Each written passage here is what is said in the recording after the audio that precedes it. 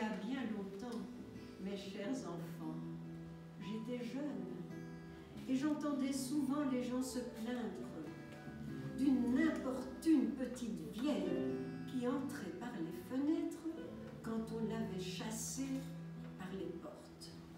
Elle était si fine et si menue qu'on eût dit qu'elle flottait au lieu de marcher.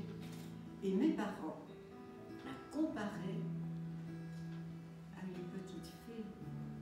Les domestiques la détestaient et la renvoyaient à coups de plumeaux, mais on ne l'avait pas plutôt délogée d'une place qu'elle reparaissait à une autre.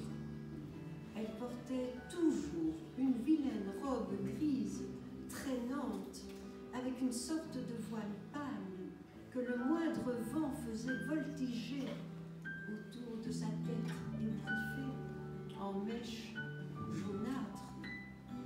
À force d'être persécutée, elle me faisait pitié et je la laissais volontiers se reposer dans mon petit jardin.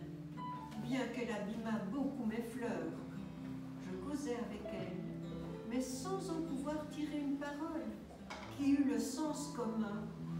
Elle voulait toucher à tout, disant qu'elle ne faisait que du bien. On me reprochait de la tolérer.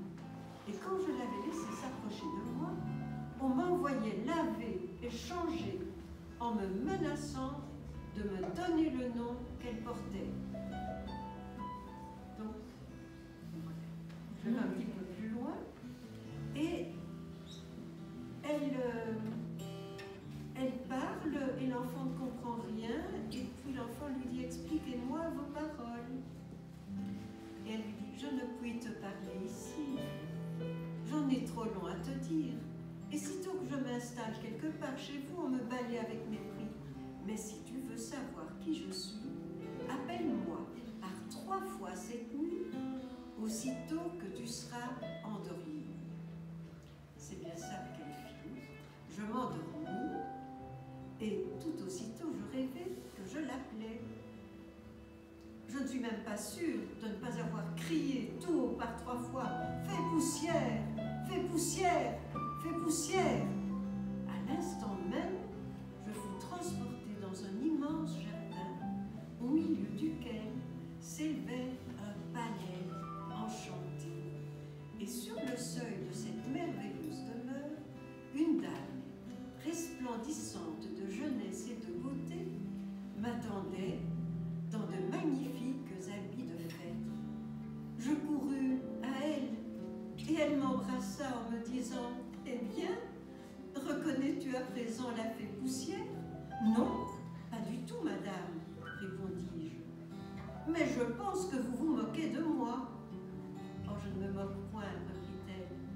Mais comme tu ne saurais comprendre mes paroles, je vais te faire assister à un spectacle qui te paraîtra étrange et que je rendrai court, aussi court que possible. Suis-moi. » Et donc, elle va l'entraîner dans un monde tout à fait merveilleux. Et donc, c'est plein de jolies choses. Et elle va l'amener à s'asseoir. La fée me fit asseoir avec elle au seuil d'une grotte, d'où s'élançait une cascade mélodieuse, et que tapissaient les beaux rubans des scolopendres et le velours des mousses fraîches, diamantées de gouttes d'eau. « Tout ce que tu vois là, me dit-elle, est mon ouvrage. Tout cela est fait de poussière. C'est en secouant ma robe dans les nuages que j'ai fourni tous ces matériaux à ce paradis. Mon ami le feu les avait lancés dans les airs, les a repris pour les recueillir, les cristalliser ou les agglomérer après que mon serviteur le vent les eut promenés dans l'humidité et dans l'électricité des nuits et rabattus sur la terre.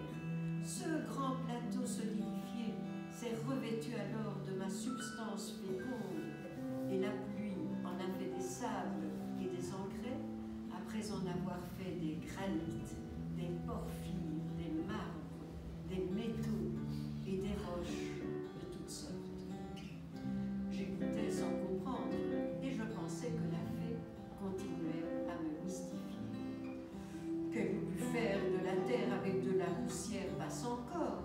mais qu'elle en eût fait du marbre, des granites, d'autres minéraux, et qu'en se secouant, elle aurait fait tomber du ciel, je n'en croyais rien. Je n'osais pas lui donner un démenti, mais je me retournais involontairement vers elle pour voir si elle disait sérieusement une telle absurdité. Et bien sûr, ça va continuer.